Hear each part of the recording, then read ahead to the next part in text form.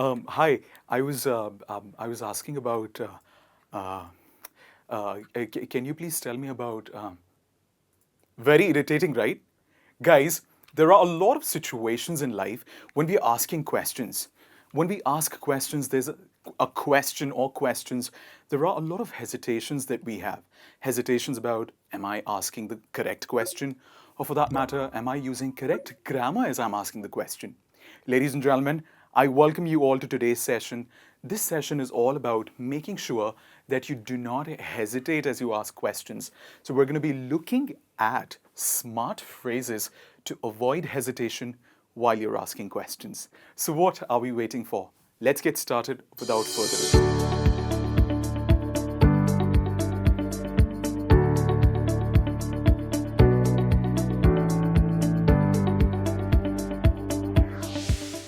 The first phrase that you can use to make sure that you do not hesitate as you speak English is I was wondering to check.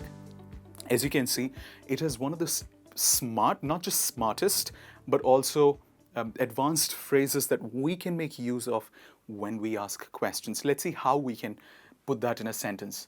I was wondering to check if it's safe to travel during night. A lot of times in many cities, if there's a lockdown, let's say, or you're at a shady place, a shady city, that means something that is not safe, you would choose to ask people, and you want to sound confident and you don't want to hesitate as well. In that situation, you can say, I was wondering to check if it's safe to travel during the night.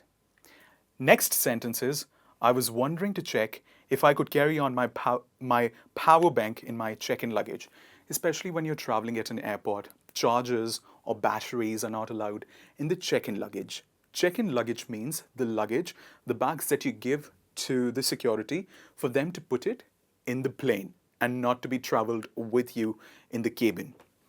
So the person's asking, I was wondering to check, a very nice, confident phrase that the person's making use of.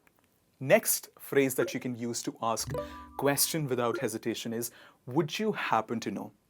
A very nice phrase, and most importantly, very nice vocabulary and grammar used in this phrase as well, such as would, and it's very polite as well. Let's see how we can use it.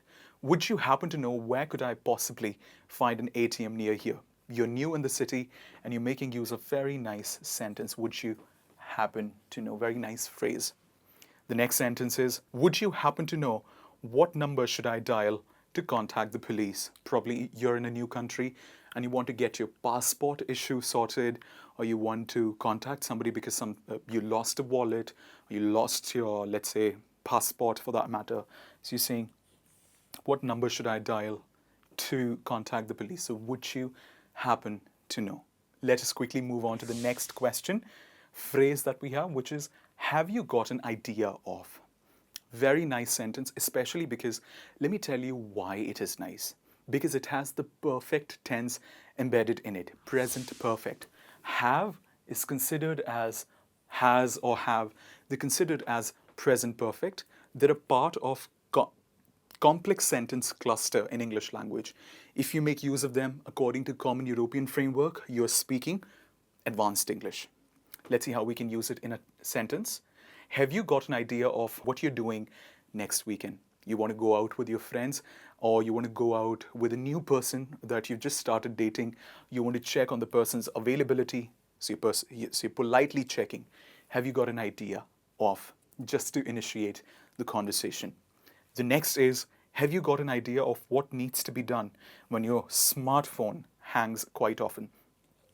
I actually intentionally put the sentence down in this because when I was preparing the lesson, my phone was in fact hanging. So I was like, why exactly it is happening? So I thought, why not put it in the form of a question?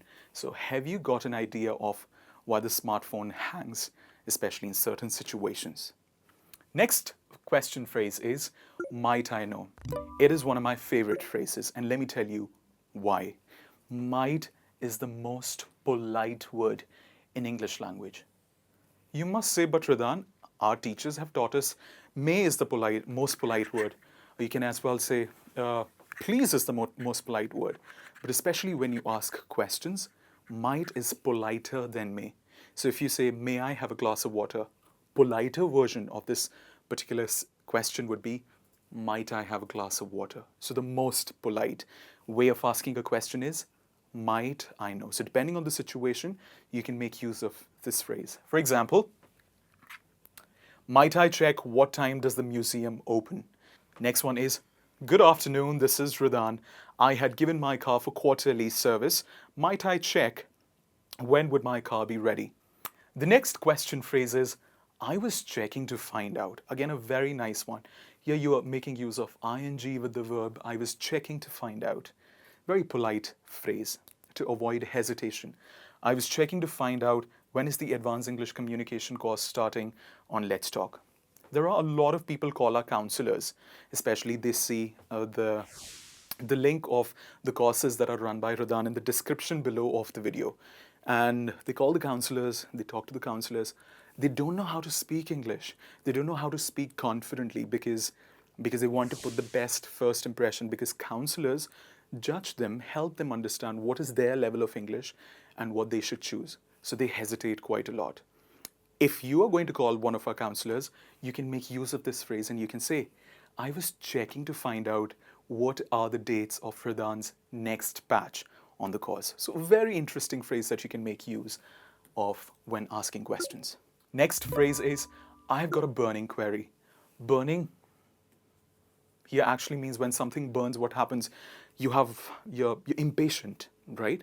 So for example, if something burns a part of your body, there's a lot of palpitation, there's a lot of impatience. You want it to recover soon.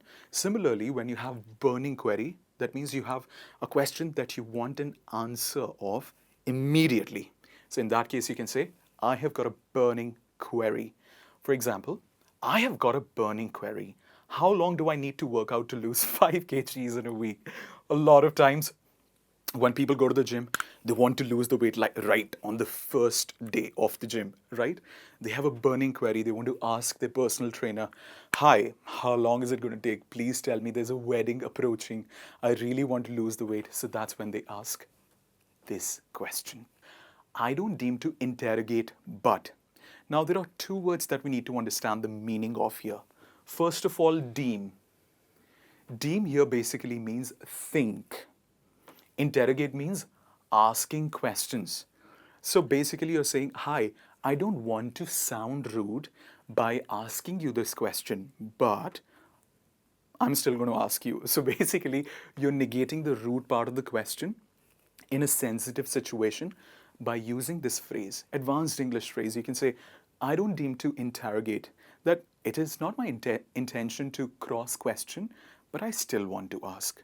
For example, I don't deem to interrogate, but how long will it take to complete your home interiors? Possibly from the floor up above, there's a lot of sound, noise that's coming because of the interiors that are going on. So as a polite neighbor, you go to, let's say, XYZ, the name of your neighbor, and you're asking this polite question. Hi, I don't want to sound rude. I don't deem to interrogate, but how long will it take? Because my child is studying and there's a lot of noise that's coming. I wish to put a question across. Very nice way, very polite way, making use of the phrase I wish, that I have the intention to put a question across. Don't you think it's very polite rather than saying, hi, want to ask a question, which is so direct and abrupt? For example, if you don't mind, I wish to put a question across about the cost of your laptop. So basically you think that the laptop is stupendously good and you want to ask the cost of it because you also want to buy it. So you're saying, I wish to put a question across. Or you can say, I wish to put a question across about the interest amount that I have to pay on this loan. So this was about wish to put a question across. Next one is, pardon me, cross-examining. It is an extremely polite way of asking question and avoiding hesitation. Pardon me basically means, I would like to apologize. That's number one. Cross-examining basically means that somebody is asking you questions, but you are asking me rhetorical questions. Them rhetorical questions, which means cross-examining things with them. So that basically is, pardon me, cross-examining. For example, pardon me, cross-examining, but weren't you there when the accident took place? So possibly you're checking with somebody when you saw that something bad happened in the presence of this person called Rajesh. So you're talking to Rajesh because he's saying that he did not see anything happening. So you're saying to Rajesh, taking him to the corner, pardon me cross-examining, but weren't you there when the action took place? So that's how you're making use of this. Next example, very interesting. Pardon me cross-examining, but didn't you tell me that you were 26 years old last month? A lot of times people, I'm not going to say girls specifically or boys, people have the habit of telling their wrong and incorrect ages, isn't it? So you're saying to your friend, hi, didn't you just tell me that you were 26 and now you're saying you're 25? What is wrong with you? So like that, pardon me, cross-examining. The next phrase is, don't suppose you know, but. So you're already thinking, don't suppose here means that I'm not sure if you know about this, but I still want to ask. Another way to politely making sure that you avoid hesitation and you ask a question creatively. For example, don't suppose you would know, but is Neha invited to Jyoti's house party? Next one, don't suppose you would know, but do we pay a hefty fine for not wearing a mask in Mumbai? What is the meaning of hefty here? Hefty means a lot, a huge amount of. So you're basically saying, I don't know that you would know about this or not, but do we not pay a lot of fine when we not wear a mask in Mumbai, especially during a lockdown? Like that. So don't suppose you would know about. This was all about all the phrases that you can use to creatively put forth a question when you're asking anything, especially to avoid hesitation. Please make sure that you make use of it because next time you're going to sound creative. People are going to learn English from you and from your creativity. Take care. God bless. I'll see you in the next lesson.